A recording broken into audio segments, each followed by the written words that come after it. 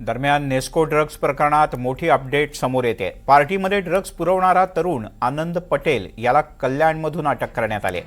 पहाटे 5:30च्या सुमारास कल्याण इथल्या वायलेनगर परिसरात असलेल्या आनंद याच्या घरातून त्याला अटक करण्यात आली।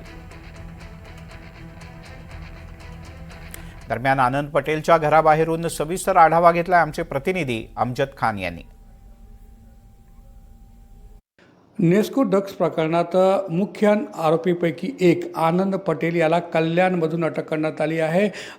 कल्याणमधील मोहन हाईट्सच्या इमारतीच्या 8व्या मजल्यावर त्याचं घर आहे आणि हा त्याचा घर आहे। या घरात आज पहाटे 5:30च्या सुमारास कल्याणच्या खडकपाडा पोलीस आणि मुंबई पोलिसांनी छापा टाकला। या दरम्यान आनंद पटेल घरात होता, त्याचे नातेवाईक देखील घरात होते। आनंद पटेल हा दार उघडायला तयार नव्हता। अखेर त्याचे जे वडील आहे लखन पटेल यांनी मुलाला विनवणी केली की तुला दार उघडावा लागेल।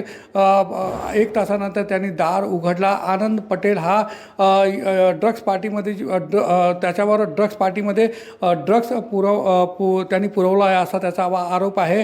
ड्रग्ज पार्टीचे आयोजक यांनी ड्रग्जसाठी आनंद पटेल याला संपर्क साधला होता आणि आनंद पटेल यांनी जे ड्रग्ज पुरवणारे लोक आहेत त्यांच्याशी संपर्क साधून त्यांच्याशी भेट घालून दिली होती असा आरोप आहे। आनंद पटेल याच्या अटकेनंतर या प्रकरणात नवा काय खुलासा होतो हे पाहणे महत्त्वाचा ठरणार आहे।